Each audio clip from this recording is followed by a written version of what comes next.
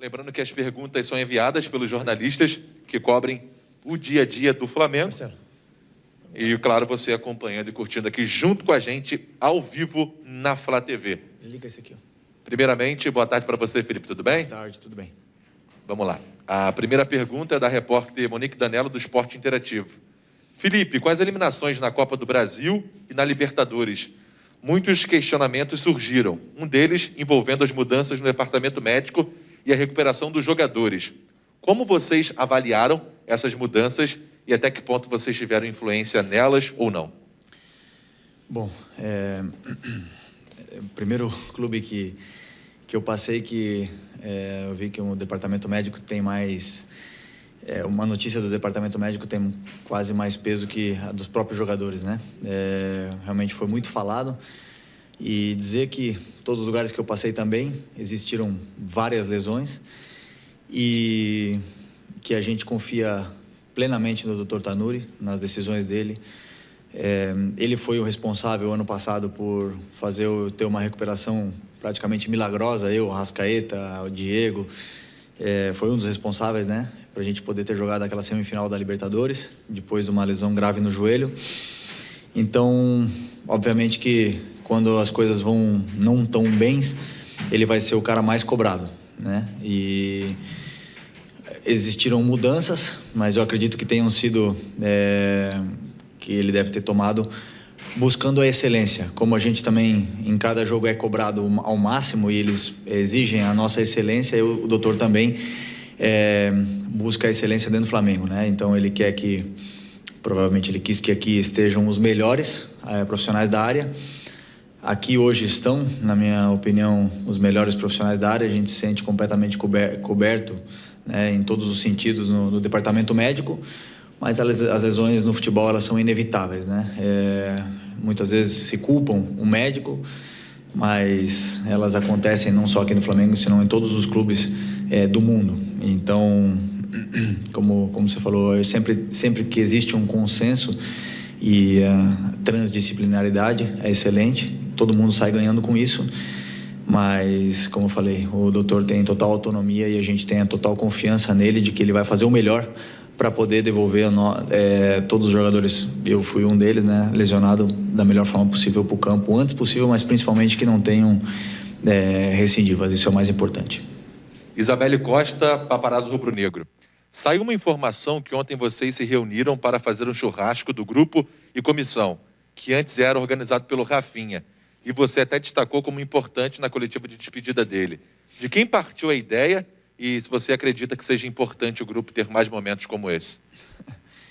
É engraçado que seja notícia isso, né? Porque esse almoço a gente faz todos os meses. Antes do Rafinha já se fazia, se fazia durante o Rafinha. O Rafinha era um participante importantíssimo do nosso churrasco, um cara super alegre, super contente, mas acredito que seja com o intuito, por exemplo, né, de não só ficar nesse grupo fechado de jogadores, comissão técnica, senão de expandir ao máximo todos os membros aí do CT, como funcionários da cozinha, jardineiros, funcionários da limpeza. Então todos os jogadores, diretores, comissão técnica, departamento médico e todos os outros funcionários do CT têm esse almoço conjunto onde a gente possa se conhecer mais. E nosso time já é um time muito unido, todo mundo sabe disso, mas possa ficar ainda mais, né? E essa comunhão ela ser total em todos os âmbitos do clube do Flamengo, né? Que é importantíssimo. Eu ainda gostaria de expandir ainda mais lá na Gávea com todos os sócios, tudo, mas obviamente que esse é um almoço numa data que a gente pode durante a semana, mas que mais para frente, quem sabe a gente possa aí ter mais esse carinho aí do sócio torcedor. Sidão Marinho, Rádio Transamérica. Toda vez que se faz uma avaliação do Flamengo, existe uma imediata comparação com o futebol de 2019, comandado pelo Jorge Jesus. Já que o time teve um grande desempenho, você acredita que isso atrapalha e é hora de mudar esse comportamento ou não? Olha, a etapa do Jorge Jesus acabou, né? A partir do momento que ele decidiu fazer a mala dele e voltar para Portugal, acabou. Triste, porque ele era um pai pra gente, era muito mais do que um treinador, era um gestor de grupos, era um amigo, era um pai.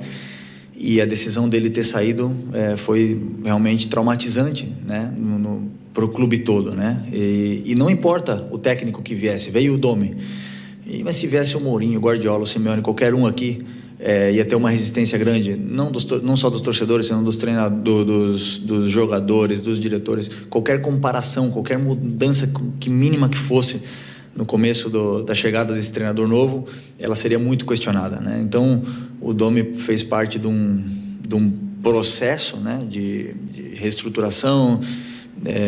A gente teve que se reinventar de certa forma, esquecer o Jorge e fazer coisas novas. O time teve que se readaptar, porque não adianta, não existem dois treinadores iguais, né? Então, o Domi foi importante nesse processo, acabou não dando do certo até o final, mas o Rogério veio e estamos com ideias novas, estamos melhorando a cada dia. Repito, esquecendo o que está no passado, ficam as nossas fotos na parede da glória, mas quem é ambicioso e quem quer ganhar só pensa no próximo jogo. Eu sou assim, eu só quero ganhar o próximo jogo, não importa o que eu fiz ontem, se eu joguei bem ontem, se eu fui campeão ontem, eu quero ganhar o próximo jogo e quero tentar ser campeão o próximo, né? Então, obviamente que ficar pensando no passado atrapalha, se essa é a pergunta. Então, eu sou o primeiro que não penso mais e só quero ganhar o jogo no fim de semana. Edson Viana, TV Globo. Qual tem sido o foco principal do trabalho nesse tempo maior de treinamento que o Rogério tem agora? O que o time já vai mostrar de evolução na próxima rodada? Bom, o time vem numa evolução grande nos últimos jogos, né? É injusto falar que esperar a próxima rodada para ver a evolução. Ideias diferentes, modelo de jogo diferente do que o Jorge, que o Domi, e o Rogério vem com essa ideia nova. O time vem crescendo a cada dia, vem com uma solidez maior. É verdade que alguns jogos tomou gols, mas muitos dos gols difícil de explicar, né? Mas realmente o trabalho do Rogério nessa semana agora, o que ele vem trabalhando, que é essa pergunta. Ele é um treinador que diria completo, trabalha todos os aspectos, trabalha tanto laterais de forma individualizada, trabalha zagueiros, trabalha as linhas, as compactações, trabalha absolutamente tudo. E claro que isso exige um tempo, exige um processo de assimilação desse trabalho que ele está fazendo, mas existe também muito diálogo e muitas correções com vídeos onde a gente vai entendendo cada vez mais a sua ideia para que possamos ser o time com a cara do Rogério Ceni, né? Que claro, como eu falei, isso aí não é de uma hora para outra, isso exige tempo. Pedro Henrique Torre, ESPN. Diante dos possíveis erros cometidos pelo time nas eliminações em Copa do Brasil e Libertadores, no que o Flamengo precisa melhorar para alcançar um nível capaz de fazê-lo arrancar rumo ao título brasileiro? Desculpa, pode repetir a pergunta? Claro. Eu estava pensando no Gabigol ali fora. Pode. Pedro Henrique Torre, da ESPN. Diante dos possíveis erros cometidos pelo time nas eliminações em Copa do Brasil e Libertadores, no que o Flamengo precisa melhorar para alcançar um nível capaz de fazê-lo arrancar rumo ao título brasileiro? Sempre que você perde um jogo, que você é eliminado, até mesmo empatando os dois jogos, só se olham os erros, né? E claro que existiram muitos erros. Eu me atrevo a dizer sem nenhuma dúvida que o jogo do Racing foi um dos melhores jogos nossos nos últimos meses. Aquele jogo que a gente foi eliminado, o segundo jogo. E o que o time precisa fazer é merecer vencer, jogar desse jeito. Mesmo que não tenha vindo a vitória, que a gente tenha perdido nos pênaltis, mas o time mereceu vencer, dominou o jogo em todo momento. Não é um aspecto, são vários aspectos, né? Quem entende futebol sabe disso. Não é simplesmente entrar no campo e não errar. São várias coisas que conduzem ao acerto ou que conduzem ao erro nesse caso. A gente está treinando e corrigindo cada dia para que o time possa ser sólido. Eu não vou dar aqui a chave do sucesso, não vou falar aqui qual é exatamente o que a gente está fazendo, até mesmo para não dar pista para qualquer adversário, mas obviamente que cada dia que passa esses erros, entre aspas, são corrigidos. O time joga de uma forma mais conjunta, mais compacto e cada vez mais sólido. É isso que a gente está melhorando a cada dia e que foi assim no jogo do Racing. Que até com um a menos, a gente conseguiu botar o time deles dentro da área, né? Vender Casagrande, Jornal O Dia.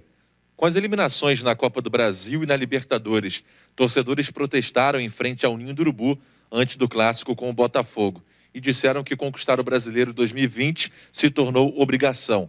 Você concorda que o Flamengo tem essa obrigação de ser campeão da competição e se achou justo o protesto feito por esses torcedores.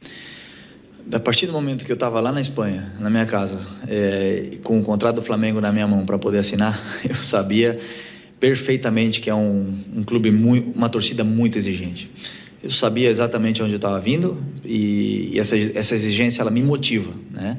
Ninguém gosta, né, de sofrer protestos, ninguém gosta de sofrer xingamentos da torcida, mas essa torcida e esse clube, com o tamanho dessa torcida, ela vem com isso, essa exigência. A gente depende, a alegria de muita gente depende da gente, nós jogadores. Então a gente sabe desse peso e dessa responsabilidade, entendemos perfeitamente o protesto.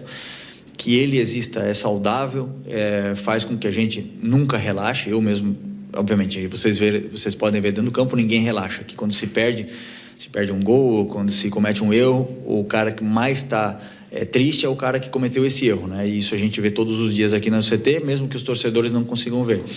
Então, que exista esse protesto é uma coisa super natural. Que existe a obrigação de ganhar, a obrigação de ganhar pode ser hoje 6 clubes no Brasil que têm essa obrigação de ganhar, só um vai ganhar. Que a gente tem a obrigação de estar ali brigando e lutando cada dia para conquistar esse título, para estar lá em cima da tabela, mas pode ter certeza que nós somos obrigados a se esforçar o máximo possível para poder estar brigando pelo título. Isso nós sabemos dessa nossa responsabilidade e vamos cada dia mais, como eu falei, não dormir à noite quando as coisas não saem direito, né? E não se contentar com uma vitória, senão vamos sempre querer estar brigando pelo título. Esse grupo é muito ambicioso, queremos brigar pelo título e queremos que essa mesma torcida que proteste seja a mesma torcida que vá depois no lado do nosso ônibus comemorar o título, se isso vem a acontecer. Então, a torcida e os jogadores, a gente tem que ter uma comunhão, como foi ano passado. E ela vai existir quando as coisas saírem bem, e a gente sabe disso. E, como eu falei, o protesto é uma coisa natural que vem com a pressão de jogar no maior clube do Brasil. Fred Uber, do Globo Esporte. Com as eliminações na Copa do Brasil e Libertadores, a torcida elegeu alguns vilões, seja por falhas em gols sofridos ou chances desperdiçadas. Como isso é administrado internamente no elenco? Pois é, essa é uma parte, né, um pouco triste, né, que acontece no futebol. O cara que sai na imagem, né, o cara que sai, né, cometendo o último erro, é o cara que sai como vilão, como você falou. Mas um gol não se comete com um erro. Pode até ser, mas é muito difícil. Normalmente são vários erros. O que fica é o último, né? O que fica é o cara que aparece lá na câmera. Mas quase todos os gols que a gente tomou, não foi um culpado. Ou todos os gols que a gente perdeu, não foi um cara que perdeu, né? Então, o time não toma gol um jogador só. Os 11 tomam gols. Então, muitas vezes, quem entende, quem analisa com uma sensatez, com mais calma e com frieza, é capaz de ver de onde vieram esses erros, por que aquele jogador, o último que aparece na câmera, está na câmera, né? Porque talvez ele foi o último que correu para tentar salvar a jogada, né? Por mais que ele seja o culpado. São coisas que a gente internamente tenta passar para esses jogadores que são os vilões, como você falou, né? Como são os jogadores que todo mundo aponta o dedo. O que a gente tem que fazer, eu como companheiro, o Rogério como treinador, é levantar o ânimo o mais rápido possível. O futebol, o bom do futebol e o bonito é que você é vilão na quarta e você é um herói no sábado, né? Você tem outra oportunidade no próximo jogo. Você não precisa ter medo de errar, porque você vai ter outra para acertar. E nesse clube aqui, a possibilidade de acertar ela é muito maior do que errar, né? Porque você está jogando do lado de grandes craques, grandes companheiros que fazem o seu nível do seu futebol elevar cada vez mais. Então é questão de tempo que esse pessoal que vem sendo chamado de vilão, que vem sendo cobrado, é questão de tempo de que o futebol deles voltem a ser aquele futebol brilhante que os trouxe até aqui. Marcelo Neves, o Globo. Durante o Brasileiro de 2019, o Flamengo abriu uma importante gordura na liderança até o título. Em 2020, vemos o São Paulo podendo abrir 8 pontos hoje. Vocês se preocupam com essa situação? E como está sendo o trabalho de não deixar o São Paulo ou um outro clube desgarrar na tabela? Você pode ficar pensando nos outros, ficar se preocupando com a tabela, mas a realidade é só uma. Faltam 15 jogos. Me corrija se eu estou errado. 15, né? Faltam 15 jogos. E nós só temos que pensar em um time, no Flamengo. Se o Flamengo ganhar maioria desses 15 jogos, nós vamos ter possibilidades. Se a gente perder e torcer para os outros perder, a gente não vai ser campeão nunca. Nós temos que tentar ganhar os nossos jogos, fazer a nossa parte. E qual é a nossa parte? É o Santos fim de semana. Não tem outro pensamento, né? O Simeone sempre falava lá, partido a partido, que é jogo a jogo. Não tem outro caminho, é jogo a jogo, é estudar o próximo adversário e quando acabar estudar o outro. Nem pensar daqui a 2 jogos, pensar só no próximo. Fazendo isso aí e ganhando os nossos jogos, nós vamos fazer a nossa parte, né? Depois, se o São Paulo ganhar os 15 que faltam para eles, mérito deles, vamos aplaudir, ponto. Mas se a gente ganhar, obviamente que nós vamos estar muito mais perto de conquistar o título. Marcos Coelho, Rádio Tupi. Projetando o jogo de domingo com o Santos. É uma equipe que deu trabalho no primeiro turno, apesar da vitória do Flamengo. Inclusive com você brincando com o Marinho nas redes sociais por causa do estilo do jogo do adversário. Quais os principais cuidados o Flamengo vai precisar tomar? Pois é, um jogo dificilíssimo, né? O Santos é um grande clube, histórico, grandes jogadores. O Marinho, muita gente pode achar que eu estou falando besteira aqui, mas é o que eu penso sobre o futebol. Eu já falei para ele, é o jogador mais difícil de marcar no Brasil. É o jogador que mais domina para frente, mais pensa em 1 contra 1, elétrico o jogo inteiro. Talvez não se esforça tanto na marcação, mas não é a função dele. A função dele que se pede é que ele crie perigo, ele faz isso todos os jogos, super complicado. E vai ser um jogo de exigência máxima, né? Esperar com que o nosso time esteja no melhor nível possível para poder ganhar, porque realmente vai ser daqueles jogos que todo mundo gosta de jogar. Um jogo de altíssimo nível, por mais que o Santos venha com alguns desfalques, né? Pelo que a gente sabe, mas sabemos da qualidade dos jogadores que ele tem e do difícil que vai ser esse jogo. Mauro Santana, canal do Mauro Santana. Procede a informação de que após a eliminação na Libertadores, o elenco firmou um pacto com a comissão técnica pela conquista do Brasileirão? Pacto, ninguém firma, assim, não firma um pacto, né, sem ter na mão, né? Então, o que existe aqui nesse clube, nesse grupo, isso eu posso garantir para vocês, é um compromisso máximo de todos os jogadores. Isso existe. Isso eu não tenho nenhuma dúvida. Nós nos reunimos nos momentos ruins, a gente se reuniu, houveram reuniões, todo mundo falou, todo mundo expôs as suas maiores dúvidas, solucionamos os problemas, tentamos falar com jogadores que talvez não estão rendendo no seu nível que se espera, e tudo, esse compromisso ele existe, pacto. Isso não tem como, isso foge das nossas mãos, né? Então, o que a gente vai ter, como eu falei para vocês, é o compromisso de estar lutando pelo brasileiro até o último segundo, até a última gota de suor que a gente tiver, até mesmo pela a camiseta que esse escudo que a gente veste aqui, ele exige isso, ele exige esse compromisso, né? Os maiores ídolos desse clube, tirando o Zico e o pessoal de 81, são os jogadores que mais entrega e mais raça deram dentro de campo, e a gente vai, sem nenhuma dúvida, lutar, como eu falei, até a nossa última gota de suor. Esse é o compromisso que a gente promete, pacto não existe. João Pedro Granete, coluna do Fla. O Diego Alves, além de um grande goleiro, tem um papel muito importante no elenco. O imbróglio para a renovação do Camisa 1 tem impactado o dia a dia de trabalho e os jogadores também vivem essa expectativa pela permanência?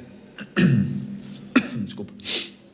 O Diego é um cara importantíssimo pra gente, pros jogadores, pro clube. É um cara que fez história aqui no clube, continua fazendo história no clube, um cara que passou por todos os tipos de situações aqui, foi vaiado, foi aplaudido, pegou pênalti, não pegou nenhum pênalti, passou por todos os tipos de situações aqui, e é um cara que a gente deseja e quer, obviamente, que tenha esse desfecho, esse final feliz, né? Porque, como eu falei, ele é um cara importantíssimo para o grupo e pro clube. Não depende da gente, não depende entre o acordo das partes, dele e do Flamengo.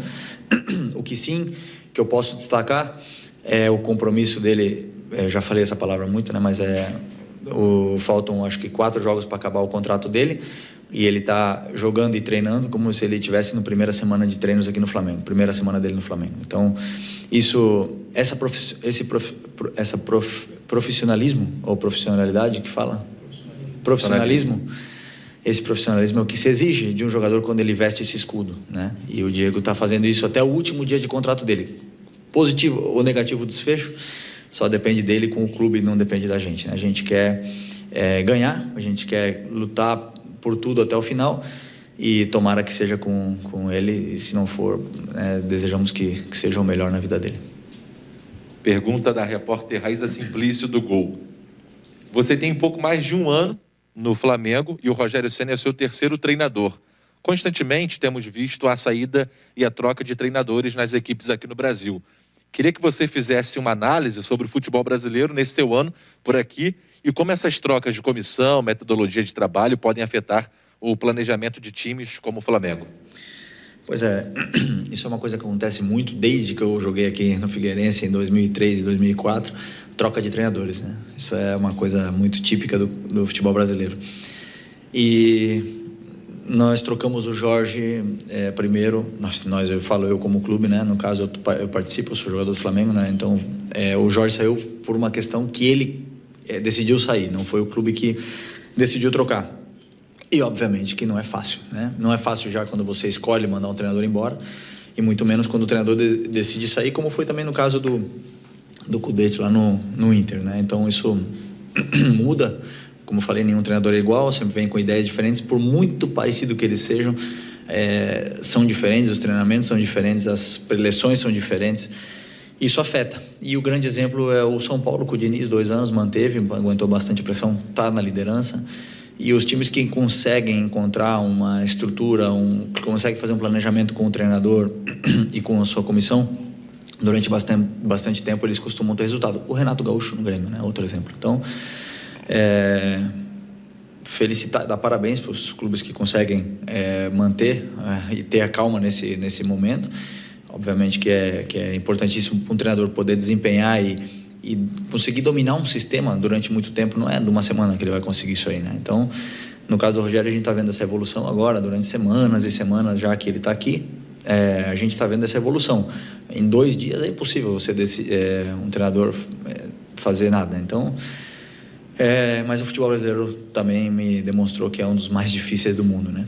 Por tudo que acontece ao redor do futebol, pela política que existe, pela pressão mediática, pela pressão da torcida, por tudo que acontece. Então é o mais complicado de todos e também é uma experiência bacana e eu estou aprendendo muito aqui no Brasil. Bruno Cantarelli, o Flamengo é o melhor visitante do Campeonato Brasileiro, mas não tem um aproveitamento tão grande em casa, como foi no ano passado. Você acredita que a ausência da torcida faz mais falta para os times de massa? Que saudades da nação. Só isso para responder essa pergunta. Que saudades da torcida. Tá sendo um futebol atípico, né? Tá sendo difícil, tá sendo... Desde que eu jogo futebol com 14 anos lá no infantil do Figueirense ou no juvenil, tinha gente vendo o jogo, tinha torcida. Por mais que fossem 30 pessoas, você joga por isso, por esse amor do torcedor, por sentir o carinho do torcedor quando você sai do estádio, aquela euforia de que você fez um bom jogo, você sente quem é jogador sabe, quem joga pelada sabe, quando você faz um jogão numa pelada, você sai do campo, todo mundo falando contigo. Então esse sentimento, né, a gente perdeu, não aqui, o Real Madrid na Espanha, o Barcelona, o Benfica mesmo do Jorge em casa, costumam ter dificuldade porque são times que a gente está acostumado com esse empurrão da torcida, não só na parte a favor, senão também existem jogadores que, claro, se inibem, né, numa pressão do Maracanã lotado com 70 mil e acabam não rendendo o seu máximo. No meu caso, pelo menos, eu tenho muitas saudades de jogar com essa pressão, tanto em casa como fora, né? Porque jogar fora também é uma motivação, você jogar contra 30, 40 mil no Mineirão lotado. Então é diferente, o futebol ficou diferente, mas esperemos aí que venha essa vacina de uma vez e a gente possa outra vez sentir o calor e sentir a torcida gritando o nosso nome, né? Porque para isso, eu sou jogador por escutar um dia a torcida do Flamengo cantando meu nome. Desde que eu sou pequeno, sempre sonhei com isso e quero escutar de novo. A última pergunta, Luciana Zogaib, Rádio Ferge. Diante de um ano tão atípico, o que você destacaria como fator principal para não terem atingido os mesmos resultados, tendo em vista as eliminações nas Copas? São vários fatores, né? O principal fator é a saída do Jorge. Simples assim. O time que estava dominado completamente, tanto nos treinamentos como nos jogos, a gente sabia a forma que a gente jogava e de repente, claro, ter que aprender de novo, né? Aprender de novo tudo. Não, repito, não culpa de treinador que veio, não culpa de treinador que sai, mas a mudança em si, ela abala, né? Ela abala estruturas, né? Você tem uma defesa jogando de uma forma e passar a jogar de outra. Um não está certo e um não está errado. Os dois podem ser campeões em lugares diferentes, só que quando o time está acostumado a fazer uma coisa, você muda. Essa foi a principal. Agora, a segunda disso obviamente, que nós jogadores somos os culpados de tudo que está acontecendo no campo. Por mais que tenha um treinador ali que seja o diretor da orquestra, nós jogadores dentro do campo somos os que temos a bola e os que fazemos a bola entrar ou a bola sair ou uma coisa ou outra. Então, nós jogadores, sem nenhuma dúvida, assumimos essa responsabilidade de não ter... Eu primeiro, né? Assumo essa responsabilidade de não ter conquistado esse objetivo da Libertadores da Copa do Brasil até agora. Valeu, Felipe. Bom Obrigado. treino, bom jogo domingo. Obrigado.